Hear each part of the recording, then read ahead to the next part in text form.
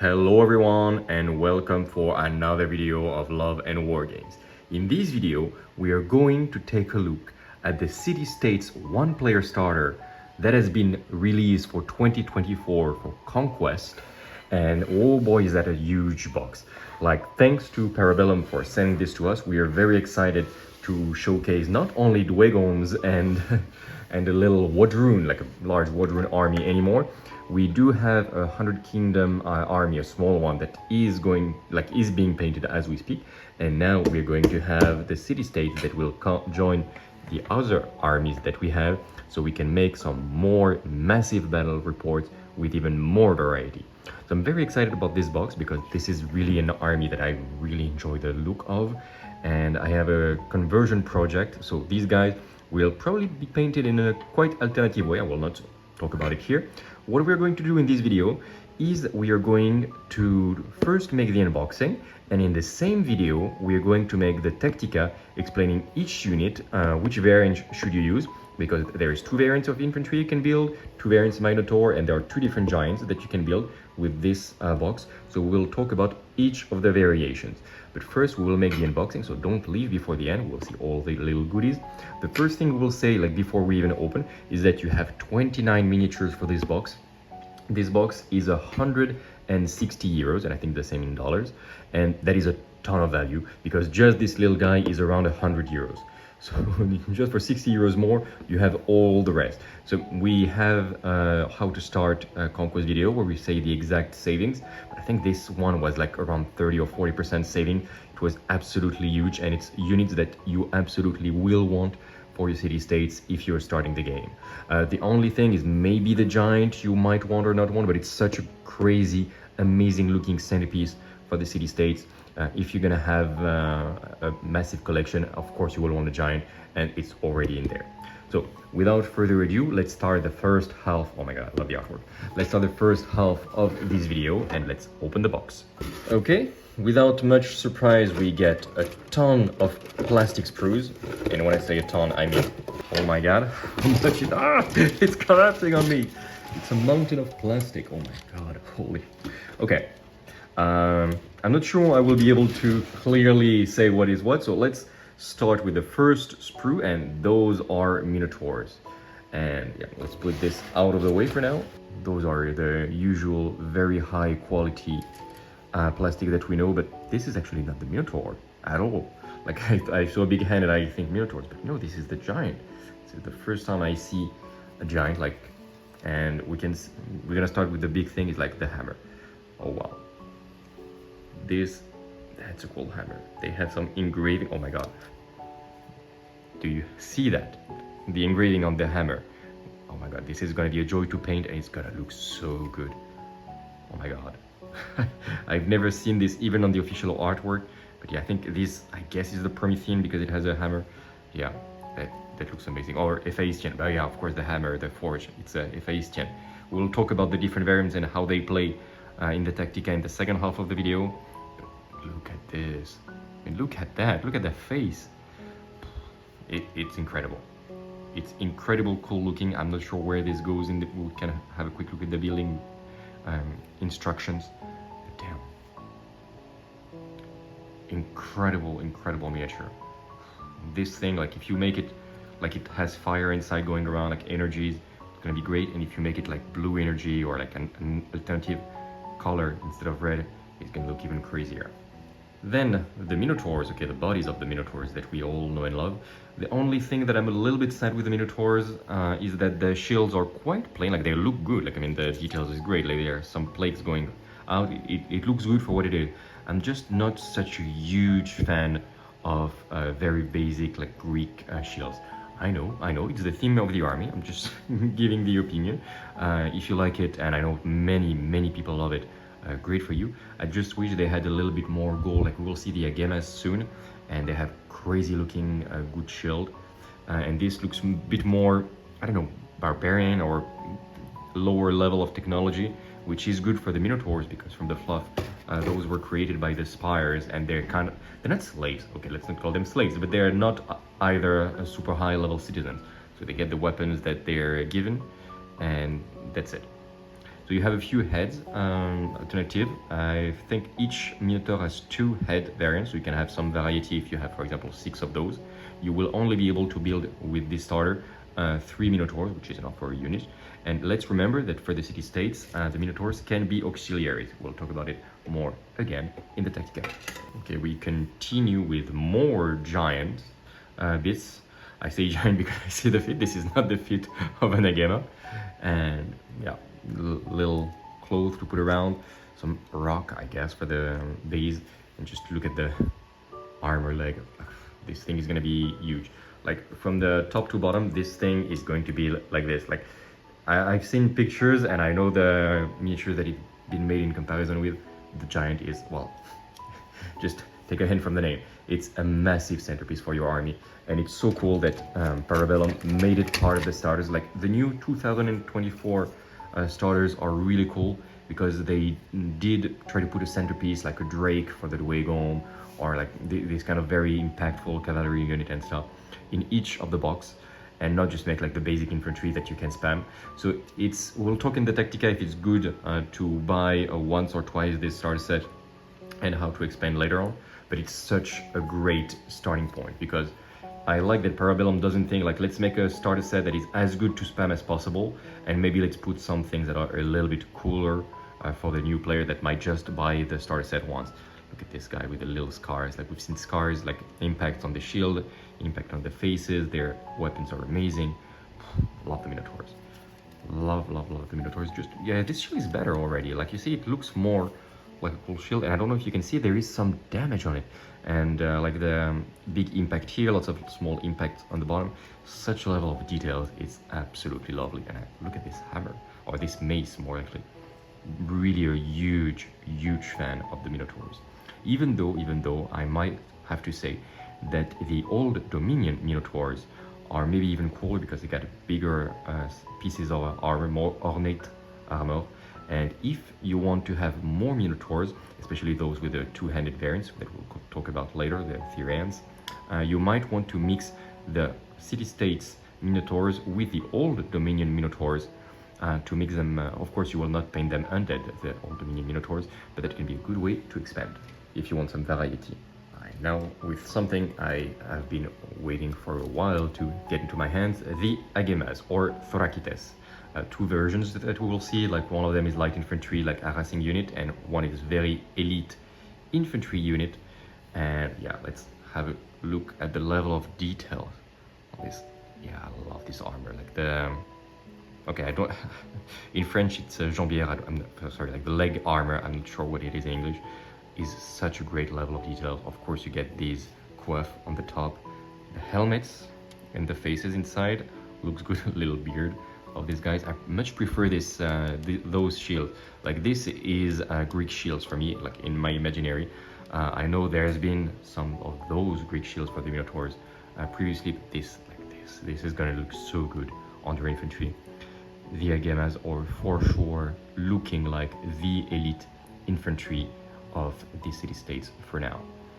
And of course they all have capes, which makes them so much cooler automatically, like instantly. Just giving you a closer look at the level of details of all those guys. Those are the unmasked heads of the Thorakites, so the light infantry. And when you see a mask like this one right here, this is an Agema, which has a full plate mask, which is also extremely cool.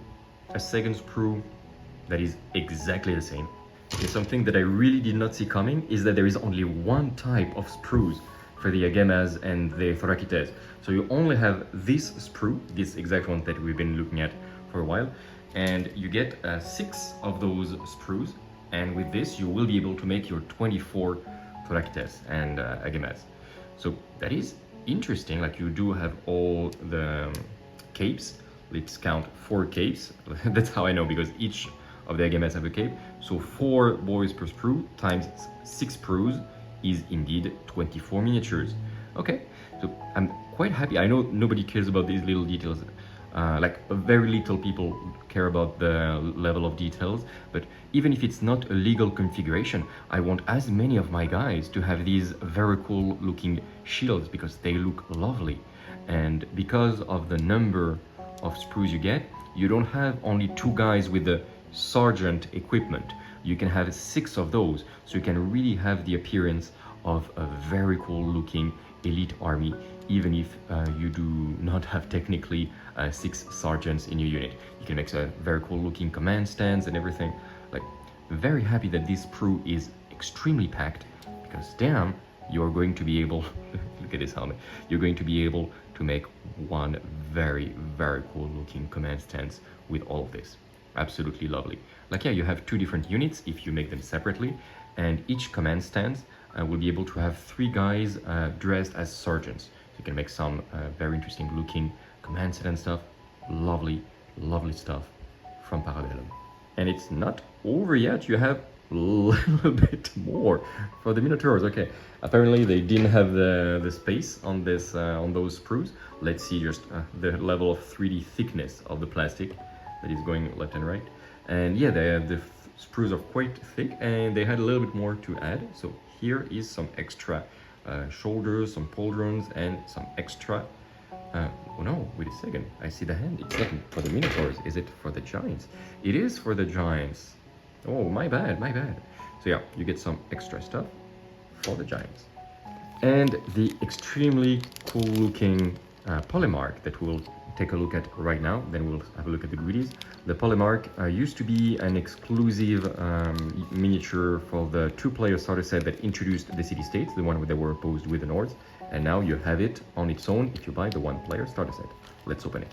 Okay, the resin is a little bit more brittle than what I'm used to with War Cradle, but it's still like extremely good quality. It's just like it breaks like a little bit before it arrives at my home. Maybe it's just the transportation that is a bit more rough, but yeah, I need to make a little vacuum cleaning there. Let's have a look at the Polemarch that we've been waiting for a while. This level of detail, like, impressive, very impressive. And the art style is just insane.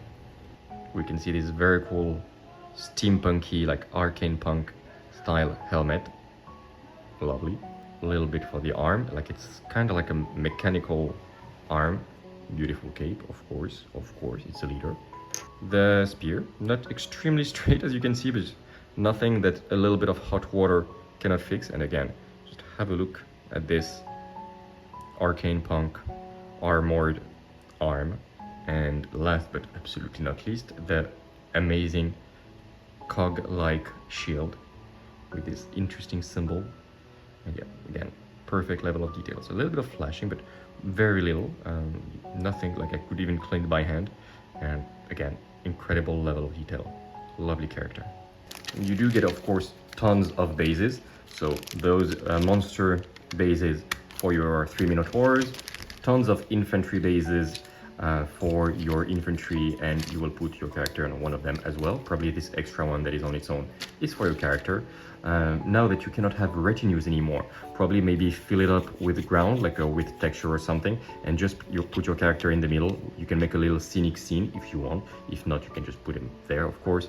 But now that we know that there is not going to be retinues anymore, it might be interesting for your characters to give them a little bit more of a special place when you play them in the Last Argument of Kings. Of course, if you play them in First Blood, it's another matter entirely. The massive monster base for your giant, the Hephaïstian or the Promethean, depending on how you build them. The cards, 2 cards for the Agemas, 2 for the Thorakites, depending on whether you go all in or you want a mix. The Minotaur Thyreans, the offensive one.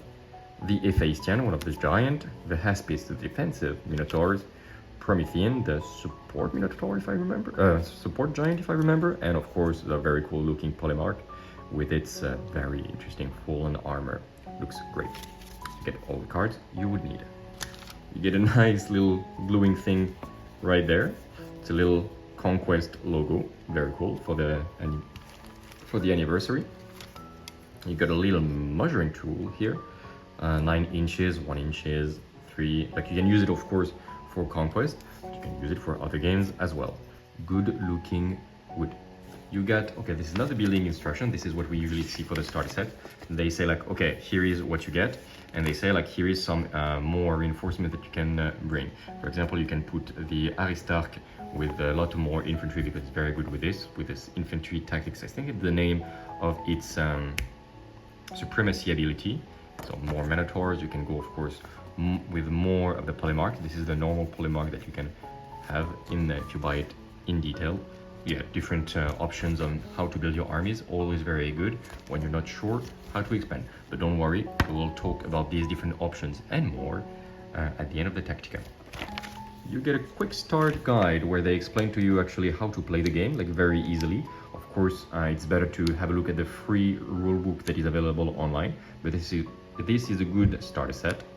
The famous building instructions where they explain indeed, okay, you have different heads, put this here. They show when you have some variations, how to build. Nothing shocking here. Just want to have a look. Yeah, indeed, there are quite a few bits for the giant, but of course it's a big centerpiece model. It's not going to be that easy to build, of course, but it's going to be fun, I'm pretty sure. And you have different variations. If you want a hammer, if you want a trident, looks amazing. You got a second quick start guide, this time for the last argument of kings. The previous one was our first blood, so they explain how to play each of the game, like at least the base, and you can see the difference. Basically, last argument of king is the mass battle game, and first blood is more like the skirmish version. And finally, you do get a map of the world, and don't we all love maps of the world? Okay, I'm gonna zoom out. It's basically the same as the cloth one, of course a little bit less quality, of course because the cloth one was expensive. But yeah, you do get a map of the world, and I love when they do this because it really gives you a sense of, okay, where I am. And for information, the city-states are around this area. And my Dwegom forces that I created, like their hole is exactly here at the end of this little river. Well, that is going to be it for the unboxing, but stay here because now we start the second half of the video where we're gonna talk about each variation of the units, how you can build them, how you can build this force, and how to expand after this. Should you buy this set once or twice? Is it valuable? What other units would complement well? So without further ado, let's go for the Tactica. So we are back for the Tactica part, and the thing that I will specify first is that we take into consideration the latest update, which is the one from March the 14th for the city-states. And so as has been promised, we are going to take a look at the playstyle of the city-states, each variations, and at the end, how to expand. The first thing that I'm going to say is, like, you've seen the miniatures already. Yeah, the city-states have this very specific appearance that is very much inspired by ancient Greeks. No surprise there. One thing to remember is that their arcanepunk style comes from the Old Dominion. They used to be this huge civilization with powerful magic. The Old Dominion collapsed, but they rebuilt it in a better way in this sense. They still have some problems, but they are one of the factions of progress and order in the world of Conquest. So their playstyle is going to be extremely defensive. They start to have some mobility units that we'll talk about in a little bit, but yeah, very much they are meant to have these extremely resilient blocks of infantry holding the line, phalanx style, and they will make a very powerful counterpunch. You do require, if you want to play them well, you need to understand how they work well, and they do have this strategic stack that requires, like, first of all, it can save you when you're a new player. Strategic stack, it helps you with building your deck at the beginning of each round, but when you really start to master the faction, you're going to make a very powerful combo where you activate the unit, you will fight, retreat with your phalanx because they're ordered, and then the unit that was just behind will charge and make a devastating counterattack. So you can make a double activation. It's one of the only way in the entire game where you can make a double activation. It's very powerful, as you can imagine, and but even before you arrive at this level of mastery, strategic stack can really help you to lean into this defensive playstyle, let the enemy come to you, counterpunch, and maybe flank somehow or do some magic. We'll see. There are still a few very funky units in this. You do not have a lot of shooting and cavalry there. You do start to have, you have like one unit of cavalry, a couple units of shooting, but you really rely on your very, very good infantry and a couple monsters and brutes that we'll talk about. But yeah, don't, if you want to shoot the army, don't go on the city-states, even though you do have good shooting units. So this starter, we talked about it already. Let me move my face there. So we've talked about this starter already. If I had to sum it up, it's a great value for the price. Like you see the numbers right there, you get about 37.5% of discount compared to the brand new price. That's not even considering all the goodies, the quick start guide, the map of the world, the decals, the measuring tool that you have there. Like this is a great deal. Plus, you get another 10% if you use the LOFT10 code on the Parabellum eShop. So then you really start to have a starter. Like it's something, it's going to be about 150 euros. That's an amazing deal for everything that you get there. We have seen that you get a Polemarch, 24 Agemas or 12 with Thorakites or only Thorakites. The Minotaurs that can be built, we'll see them in details, and the monster. Don't worry, the Tactica is meant so we can really have a deep dive at each variations. In summary, this is a great starter. Like everything is that is there you want. You want a very solid core of infantry. You want the Minotaurs one way or another, and the Giants are amazing, or the Titans. I'm not sure what is their official names. Do you want it twice? That's a good question. Actually, it's great double combo always. You can proxy the second Polemarch as an officer because you have a lot of officers that you might want in this army. The only thing is like, do you want two giants? Maybe yes, maybe no. If no, you can try to sell them. They're worth like about 100 euros, I think, on their own. So you can really give them a big discount price at these giants and still kind of like pay for your box easily. So you can do that. You can have two giants, two titans in your lists. It can work. One of each, for example, can be very fun. And yeah, really depends on you. I would not say it's auto-include to buy twice. You can try to sell the giant then, but there is maybe better to do. We'll see at the end. Maybe another starter, another way of completing your city-states army, because you really do have a lot of starters if you're a city-states player. We'll start talking about the Polemarch, and damn, I did not think it through about where my head would be. Okay, so the Polemarch. What do you get? It's a relatively fastish character now. It's movement 6. We'll see which units you can get it, but yeah, city-states did get a buff that they did need in the latest update. He is now attack 6, so good. You cannot take retinues anymore. But yeah, he is a real beast now. And what changed is that it gained the close the gap rule, which means that the unit that is attached to gain the unstoppable special, meaning you reroll your charges. That is useless if you go into hoplites and phalangites because they don't roll for charge, they have fixed numbers because of phalanx rule. But it means that if you put this little guy in Thorakites, yes, or especially in Agemas, which is where you will want him, you can really reliably get your charges in. This guy is strong. Like, it has good stat lines. 4 wounds, a defense 3 with a shield, and resolve 4 is nothing to sniff at. Clash 3, so it's going to be Clash 4 most of the time. It's also good. Like, it is a good little guy, and he has Flurry. Yes, you heard that right. He has Flurry. So he's a beast in combat.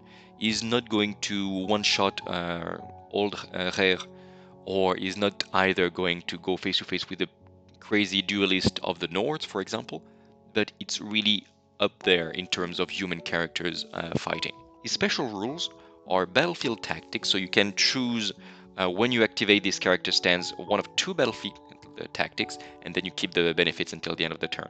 Remember that with the latest update, you can make a double activation where you activate your character and then you activate the regiment that he is attached to. So you don't waste an activation activating this little guy. Though if you do this, you do trade the other way around, which is activating your regiment, moving, charging, making your attacks, and then activating the Polemarch later on to try to trigger a duel. Because this guy, if he fights a mage, the mage is really going to have a bad time. So it is a choice. Most of the time, though, the benefits is so good that you need to consider activating the Polemarch very early in the round, though those are defensive abilities. So up to you. You don't need to activate them before charging, but if you activate them too late, your opponent might be able to make the damage before you activate these defensive abilities. First ability is Fight in the Shade. Enemy must reroll hit rolls of 1 until the end of the round.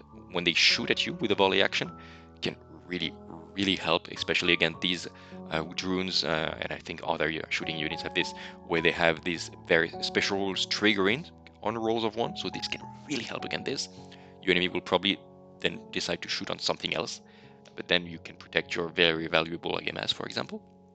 And then you have Come and Get It, which is first of all, it's a really fun rule name, and it means that you get Unyielding, and Unyielding is insane. You can activate it later. It means that at the end of the turn, like until the end of the turn, the enemy cannot capture the objective that you are on. Like, that's it. Like, you can have your lonely Polemarch with 1 damaged stand of Agema, and the enemy will not be able to capture the objective that you're on. It's extremely strong, and it's 100% worth it. If your enemy doesn't have shooters, you will activate this every time. But really, like, denying objective points like this, like, no matter what your enemy has in front of you, wow, that is really, really good. I know some people said it's broken. I'm not sure, but it's definitely way up there in terms of capacity. The regiments that you can bring in the warbands, you can bring all the infantry, basically. So hoplites and phalangites, the guys with the spears, and Thorakites and Agemas, which is another kit, which you get 2 examples there. We'll see the Thorakites and the Agemas later. You can have hoplites and phalangites. They're probably better, hoplites and phalangites, in other warbands, because the Polemarch does not want to get in them, because then you kind of like waste the close the gap capacity. You get the Sacred Band as a restricted, which is the hoplites paladins. Probably again, they're gonna. We'll need to see if the datasheet changes later. I'm not sure it's gonna be very interesting. Then you have access to the Minotaurs. You have the Harpists, the ones with the shield in mainstay, good. And you have the Thyreans, the ones with the double-handed hammer, in restricted. Okay. You have one of the 2 giants in restricted, the Hephaïstian. Alright, we'll see what he does later. And you have the 2 regiments of satyrs, the Selinoi and the Satyroi, also in restricted. We'll see, they're both very good. Spoiler alert, we will talk a little bit about those regiments when we talk about how to expand. And finally, he has combat masteries. I will not go too much in details in that, because combat mastery is not a crazy ability. I will just say that maybe overkill is good if you make it really duelist, because it's only 10 points, and every time you make a wound on an enemy, the regiment takes a morale test. So depending on what you aim, if you have an extra 10 points, it can be good. Overall, the Polemarch is an amazing character. I love this guy, and for me, he is the hero, the main leader of the city-states. The Polemarch in a big block of Agemas is one of the reasons that I'm starting collecting the city-states. He looks so good. He has so many things to do. He's amazing in First Blood as well. little spoiler, but Polemarchs and Agemas is an amazing combo also in First Blood. We're not going to talk too much about First Blood, but basically, if you play First Blood, put the Polemarch, put some Agemas, and put some Minotaurs with that, like Thyrean Minotaurs, and then you have an amazing, very fun block to play in First Blood. That's it. First Blood over for now. Let's now have a look at the infantry that comes with this little guy. Okay, moving the face every time. I'm still working on the template. You have the Agemas. So you can make 12 Agemas, or you can go all the way to 24, because you have 6 stands in total. So depends on what you want to do, 12 Agemas, 12 Thorakites, or just go all in Agemas. I would recommend going maybe all in on Agemas if you don't plan to have others later, because Agemas are an amazing unit, and I do love them very much. And okay, I'm not very partial, but just look how cool they look, like down there. Some of the coolest infantry in the entire game, period. What do they do? Why do you pay them 170 points for 3 stands, which is way up there?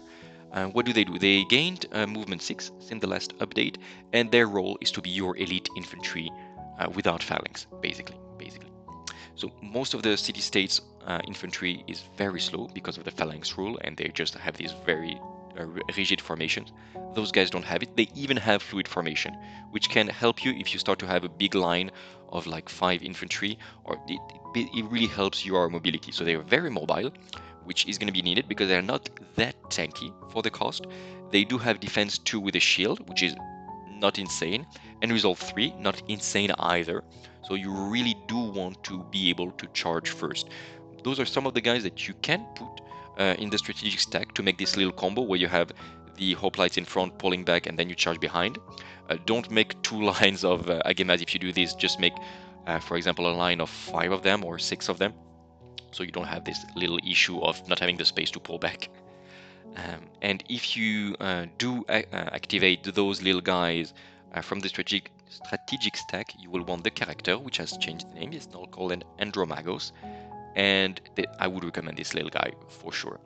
Do note that for your worries, you have 5 attacks per stand, so very fair, and they have cleave 1. Actually, really, really good. So those guys, they're not absolute blenders, they're not dragon slayers, but they have a very reasonable damage output. 5 attacks at clash 3, so they're gonna attack most times at clash 4, is good. Is basically really, really good. And little counter optimization, I would say, is that the Agemas, when you have the Andromagos, have a +2 to their attack characteristics to the character that is inside. So the Polemarch becomes even better. Great. And yeah, I told you that you want to maybe activate them from the strategic stack. Why? Because the Andromachos, if you have it in the regiment, first of all gives +2 attacks to your Polemarch, which remember has flurry and going to be clash 4. So +2 attacks is great, especially if you make him a duelist and with overkill, etc. Great. For 25 points, just this would not be enough, but the Andromachos has a second part. If this regiment activates from the strategic stack, one way or another, you can make this complicated combo of activating behind hoplites and jumping in front. Looks very cool, but even if you don't want to do that, you just have them on the flank. You activate them first from the strategic stack, like you pull the card, then later in the round you activate them from the strategic stack. Those guys that are at clash 4 when they attack and 5 attacks each, and cleave 1, what do they gain? Flurry. You heard that right. Those guys that are no dragon slayers by themselves suddenly put a ton of attack, like really quite a lot, like 5 attacks per stand is really good. At clash 4, flurry, cleave 1, that starts to be really good. So I love the Agemas. They're not that tanky. I mean, they won't evaporate to the first militia bowman that shoots at them, but still, they are not insanely tanky. But if you can connect your attacks, which you should, like, do spend your strategic stacks on them if you can, with an Andromachos, then the Polemarch plus the Agemas fighting all of them with flurry, tons of attacks, cleave 1 there, here and there, it's gonna do the job. You have another variant that you can build, and it is the Thorakites. I used to say they're bad, underwhelming, but they got cheaper, way cheaper. So that's why I don't put straight away like build 24 Agemas, because 12 Thorakites are not bad. They are only 120 points now. So that starts to be cheap for a light infantry that is no joke in melee. These guys can go and fight with your opponent's light units, except if they are flame berserkers, but then it's not the same price at all. And yeah, they can just bully them out of objectives, and they can even try to hold the objective and contest them until your main force arrives. You can put a Polemarch there. You can also put an Andromachos in there. They're not that much less resilient, those guys. They have the same defensive stats, like a little bit less resolve, 2 instead of 3, but other than that, they are as tough as Agemas. They cost a lot less, and they have a lot of tricks. Though, again, they are light, so they cannot capture objectives, so keep that in mind. What do they lose compared to Agemas as well? They lose 1 attack, they lose 1 pip of clash, starts to sting, and they lose a cleave 1. So they are not blenders anymore, even though if you put a melee Polemarch in there with the Locagos and you give them this way flurry, it can work. I'm not saying you should do that, I'm saying it's an option if you enjoy having your block of Thorakites with a very tough and fighty character coming right away. They do have another character, officer that they can put in there, which is the Locagos. Locagos means that even if they don't have character in there, they can use the resolve characteristic of a friendly character within 18. So knowing that, for example, the Polemarch, I'm going back there, had resolve 4, that can really help them a lot, and it can also like compensate this loss of resolve. Do note that having a Locagos means you don't want a character in there at all. It means that you use them kind of like more they are supposed to be, which is a little bit flankers and vanguard. Because by the time your Thorakites get in melee with someone, you're probably gonna have your pack of Agemas dropped just behind with your Polemarch then, and then the Locagos can use the resolve. Another thing that is really cool is that if your army warlords activate your battlefield orders or battlefield tactics, you're going to use the Polemarch's one, then the regiment gains the same, which means that this guy can have a fight in the shade, okay, fine, but especially this regiment can then gain unyielding, which means that those little annoying Thorakites that gonna be have at 3 or 2 stands, maybe only 1 because they have some damages, they can gain unyielding and contest the objectives while your slow army arrives. And you can't play the Thorakites otherwise. They are cheap, they are fine, I like them very much, even though they don't have capes in the models, that happens. But the best way I would say to use them is to send them first wave, have them flanking around using fluid formation, and then have a Locagos in them so they're tougher, have better resolve, and give them unyielding so really your opponent does not get forward faster than you on points while your big blocks of hoplites and stuff and clockwork hoplites and paladin hoplites and all the stuff arrive and sit on the objectives. Overall, having three stands of Thorakites and that's it is really good in your army. I would highly recommend it. Plus, they are mainstay for your Polemarch. So, yeah, really like this unit. Not in big blocks, but as flankers, and as I've said, I like them. There is one thing that I almost forgot about the Thorakites, is that you can give them a Minotaur Thyrean auxiliary, and this boosts their damage output like through the roof. You can have a single stand of these big two-handed Minotaurs as auxiliary for your guys. Love the concept. It makes them more like DPS oriented. Works well if you want to have this very early and fast unit, maybe then with an Andromachos. That's how I would recommend it. If you do that then having your Thyrean gaining flurry with the Andromachos, you're going to obliterate any light or even many medium units that you impact with the Thorakites. Like, it's gonna really boost your offensive output for only 60 points. So really a good deal. If you only have this starter, maybe don't do this because then you're gonna miss one stand for your 3 stands minimum of Minotaurs. But keep in mind later on when you start to have a bigger army that if you want to boost your Thorakites, even if you use the Locagos and you just want to give them quite a bit of counterpunch, adding a single stand of Minotaurs, put them at 180, but it gives them more wounds actually because the Minotaur is a bit tougher. Very good offensive output, and it's always something to consider, except if you want to really keep them very cheap as sacrificial lambs. Talking about Minotaurs, we'll first talk about the Minotaur Harpists, which are the mainstay ones for the Polemarchs. They have this, they're very bulky and they are very tanky. They're 180 points medium, so they can capture objectives, and that's what they want to do. They have a ton of rules. They don't have that crazy defensive stats. They have defense 2 with shield, okay, resolve 3, they do have Vanguard, so they can really catch up quite fast to the enemy. You can use them as line holders, only 3 stands of Minotaur Harpists for this little combo where Harpists hold the line. They have many wounds, we'll talk about that. They hold the line, only 3 stands, and then they pull back and you have this other unit with strategic attack charging through them. Can work, absolutely. You don't have to do it with hoplites, even though they don't have the phalanx rules that allow them to disengage without any problems. So yeah, be careful with that, but it can work. Not the best, but it can work. What they do have for them is 6 wounds. They were at 5 wounds, I believe. They went to 6, makes them quite tanky. 180 points, give you 18 wounds. Defense 3 from the front, resolve 3, and they are not jokes either in combat. They have impact 2 with brutal impact 1, not negligible, not insane, but still 6 attacks at impact, brutal impact 1. Can kill a stand. And then they each of them have 4 attacks with cleave 1s still. And remember, they have fearsome, so they can annoy your opponent as well if he wants to reform and stuff. That is a good package at movement 6 for 180 points. Like, the extra wound is what they really wanted.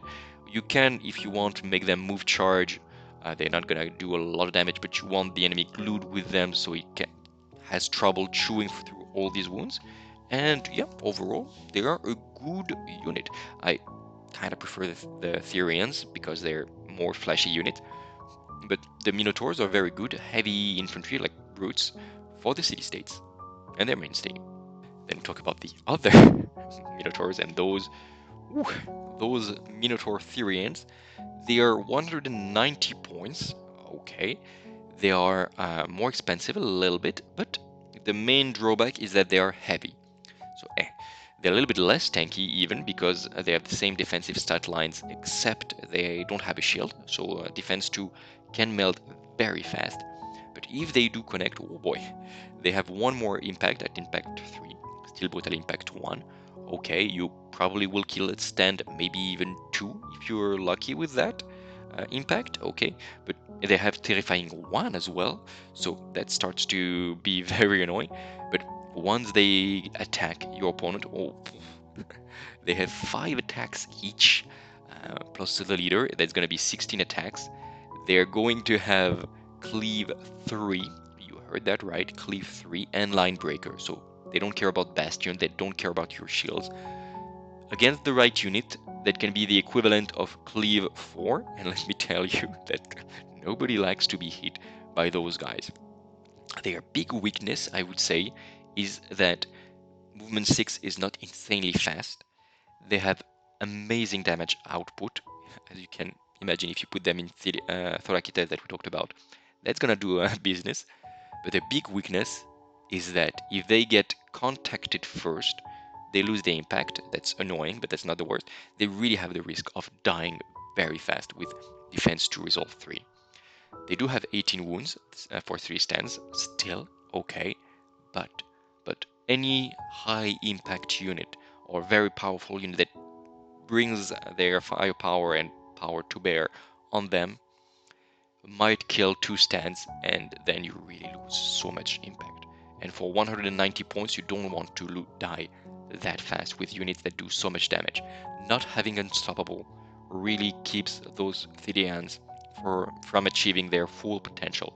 Maybe one day, because city-states win rates are not crazy yet, maybe one day they'll get Unstoppable one way or another, through combo, through something, through an officer, I don't know. Then, yeah, we'll talk again like that.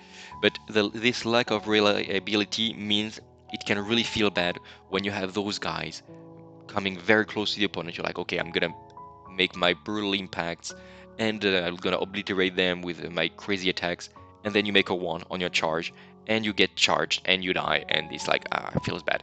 Having no way of getting Unstoppable on such a high impact unit is very disappointing. I think they'll get it at some point, but even without that, they're still a good unit. Those are the guys that want to be in strategy stacks behind your hoplites. So you make this double activation where you activate the hoplites first, they pull back, and then you strategy stack double activate the Minotaur Thyreans, and you kind of guarantee your charge, and then they obliterate whatever is in front of them. They require a little bit of touch to reach their full potential, but if they do, you are going to be very happy. Now we reach the giant, the Titans. Like, they needed a boost and they got it. Is it enough? I think it is. We'll have to see if the win rate of the city-states goes back up again. So those guys are now 220 points, the Prometheans. They're medium. Yes, medium. They can and they probably will come turn 2. Yes. They have 16 wounds. Okay, defense 3, resolve 4. Tanky-ish. They have 10 attacks. Okay, at Clash 3. Movement 7, so fastish. They have Cleave 2 with their 10 attacks at Clash 3. So going to be Clash 4. great. Terrifying 1, 5 impacts, good. Cleave 2, Terrifying 1 with 10 attack, Clash 4, it's gonna be great. They have Arden 1, so defense 3 gonna stay for a while. That is a good melee stat line. I mean, they are not insane crazy monsters for 220 points, but their melee stat line is and defensive stats are reasonable, and you get those guys for their special rules because they are priests-ish. They have the priest 2 rule from the beginning, and what happens is that you get more and more dices for your priest because you start with only 2, the more hits you cause to an enemy. So it means that before you start to hit your enemy, you cannot succeed making your spells. So that's a little bit annoying, okay. What are your spells? What requires you so much to hit your enemy with the hammer to charge your power somehow? Well, you have 2 capacities. The first one is Temper Resolve, which means that all the friendly regiments within 8 of this little guy are gonna reroll all defensive rolls and morale tests of 6 until the end of the round. These good defensive buffs, if you can put this little guy in the middle of your defensive lines. Then you have Quench Blades, and same aura, 8 inches, and everybody is going to reroll hit rolls of 6, and they had +1 to their clash, to a maximum of 4, of course, until the end of the round. So all your guys can then get from Clash 3 to Clash 4. I'm thinking of Agemas, for example. I'm thinking of Thyreans, for example. And then when they inspire, you're gonna reroll their 6s anyway. Is it great? I'm not sure. Is it worth 220 points? Not sure either. If you can make it work, then for sure. This guy really wants to boost guys like Thorakites, for example, from Clash 2 to Clash 3. Then they're gonna inspire to Clash 4, and then they're gonna reroll 6 anyway because of Quench Blade, for example. Or then you can boost your defensive lines. However, it's a lot of steps for a benefit that, while real, like reroll, like if you can boost your Thorakites and stuff, or your hoplites to this level of power, or if you can reroll all the 6 in morale and defense, which can protect you against some special rules, it's great. This guy is no slouch in melee either. But is it worth 220 points? Maybe. Actually, I don't have a specific decision on that. It is good. It's going to be an annoying piece to remove, like especially if it arrives turn 2. The boosts are great. It does have good output. It's not easy to kill. It has like 16 wounds now is good. I'm just not sure if it can work. If you are an experienced player, Promethean can really work boosting everyone around. Otherwise, I'm not sure.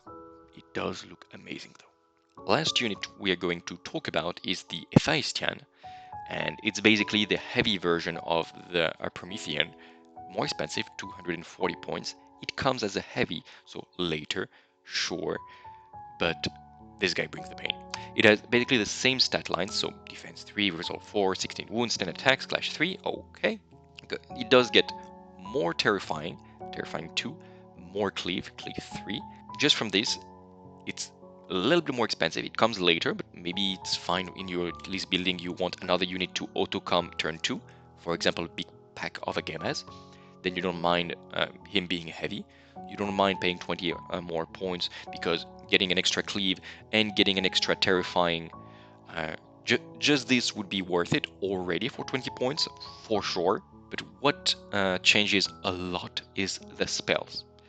While the Promethean gives good boosts to your units around, defensive boost, offensive boost, okay. This guy is just a melee brute.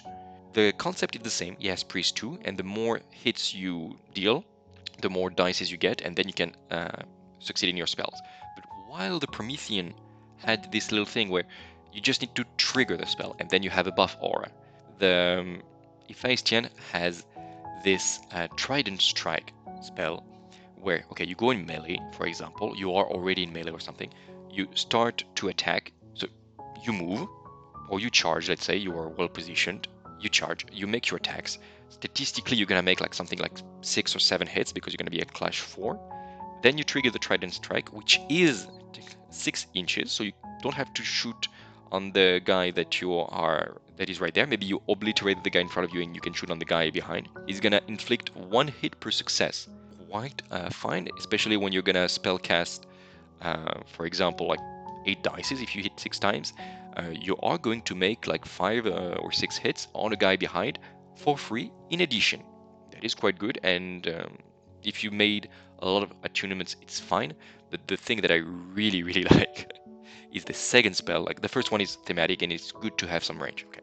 The second one is Crucible's Fire, and you guys, like your Hephaïstian, can gain Aura of Death 7, which is a big number. I like Aura of Death 7.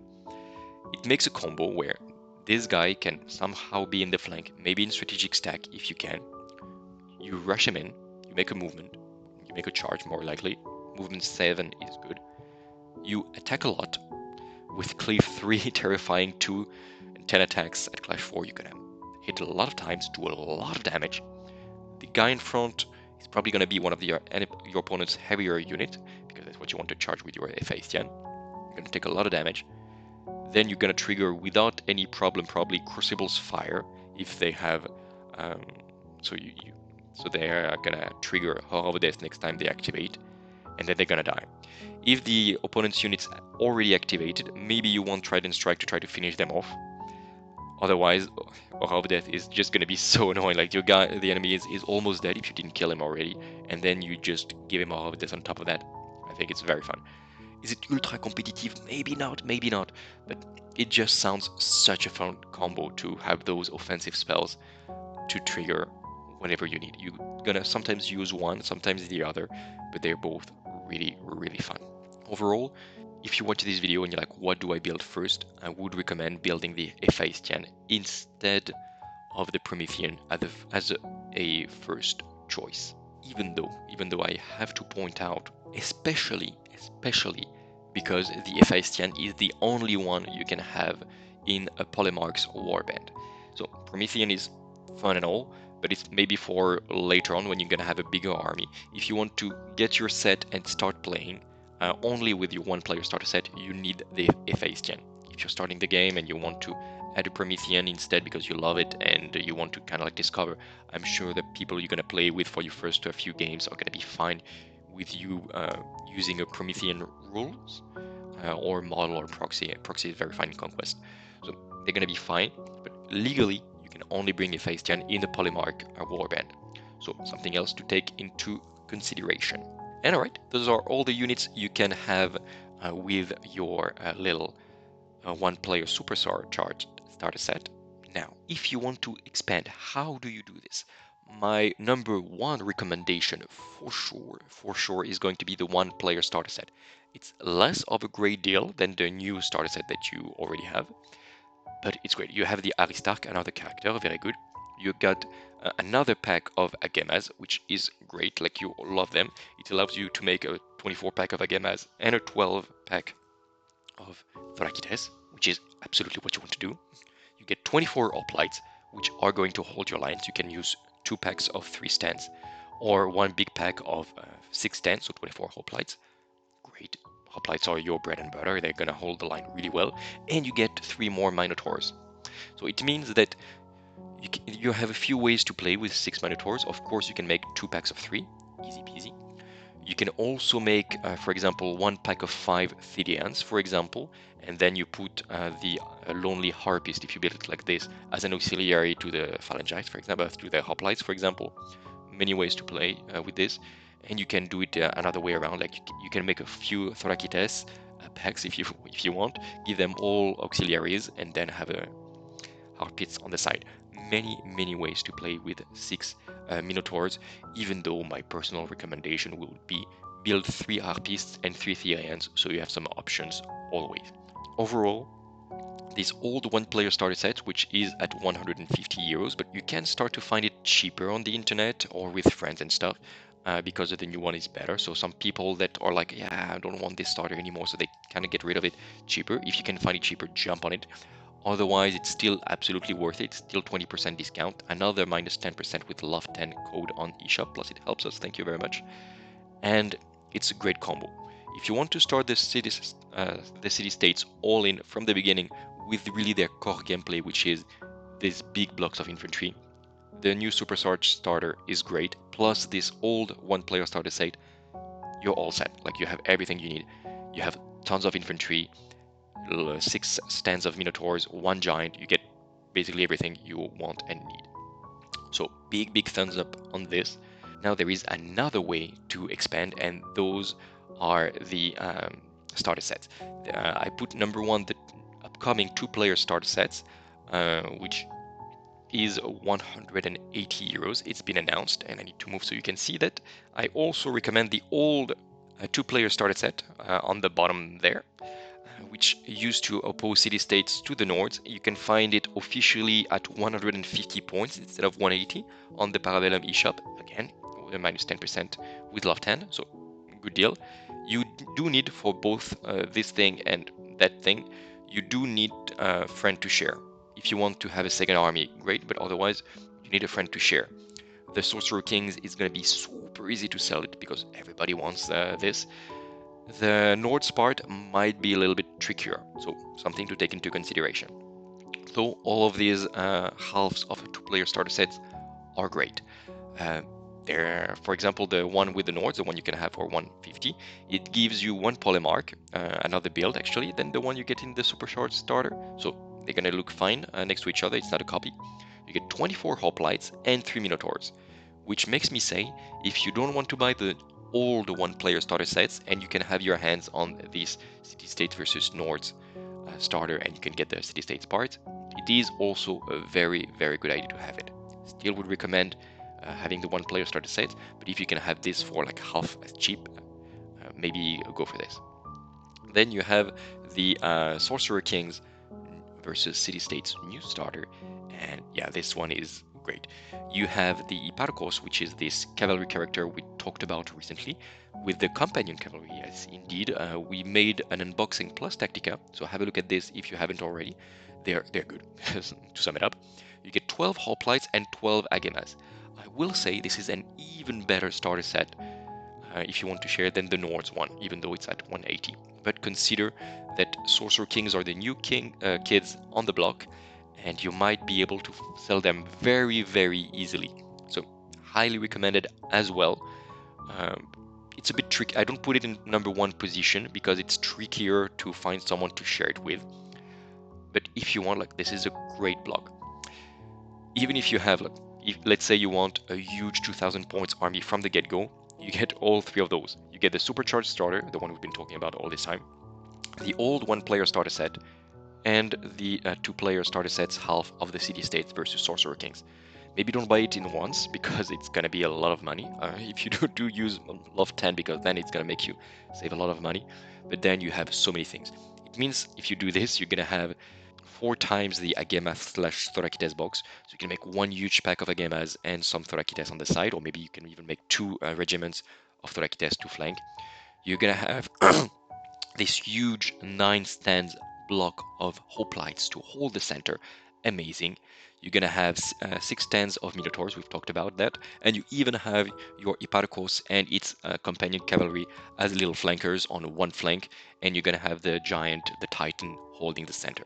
Amazing army. It's gonna take a while to paint. Do take this into consideration, but then you basically have everything you want for the City-States, if you want the core gameplay of the City-States. The last thing that I will say, I don't consider it to be the core gameplay of the City-States, so I don't include them. They do have some mobility options. There's going to be at some point the chariots that look very good, very interesting, and very powerful, yes. But you're also going to get you also have already, the Satyrs, and there are few ways to have them. As we've seen, the Polemarch has them both in restricted, and they can really bring you something that you miss. The Satyrs, the basic one, the Satyroi, are those guys on the top. They are melee Satyrs, and they're great flankers. They're probably the best flankers in the entire game because they ignore your enemy's regiments. So they can really deep strike, let's say, all the way to the back of your opponent and really annoy your backlines and threaten the enemies that are holding your enemy's backlines, let's say, back objectives. Can be very good against very aggressive armies. For example, I don't know, Nords have cheap units to hold the back usually, and they're really not gonna enjoy the joke. Same for the City-States if they have some mercenary crossbowmen or militia. Same against the 100 Kingdoms if they have a cheap men-at-arms in the rear. They're not gonna enjoy being rear flanked by satyrs. They're quite good. You can have a satyr assassin to make some duels. I would not recommend this because your enemy can deny, like say, like, no, I will not duel you without any problem. So unless you have some very specific plan of charging, breaking the regiment, and then making a duel, even then, it's not gonna work that well. Plus, you cannot have a character in there. So Satyr Assassin, I'm not sure it works so well. We'll see when the miniature is released. But still, amazing flankers, and the city-states, as we have repeated, are quite slow. This really helps you to go and threaten your enemy's backfield, for which you don't have many options otherwise. And then you've noticed that there is not much shooting at all in the city-states. There's going to be chariots later that look insane. We'll see what is the real datasheet once they are released. We've seen the model, they are great. But until then, you have the Selinoi, which are these shooty satyrs, and those are even better. I mean, both of them are really good. They bring different things. The Selinoi are basically your only source of ranged damage. They have loose formation, so they can really be good in shooting duels with, I don't know, mercenary crossbowmen or stuff. So they're really good at this. And they also have arcing fire, which is very needed because either use them on the flank and stuff to make shooting exchanges with your opponents. Loose formation will really help. Or you put them just behind your hoplites, a little bit, quite in the back, and you use arcing fire so they can shoot above your hoplites.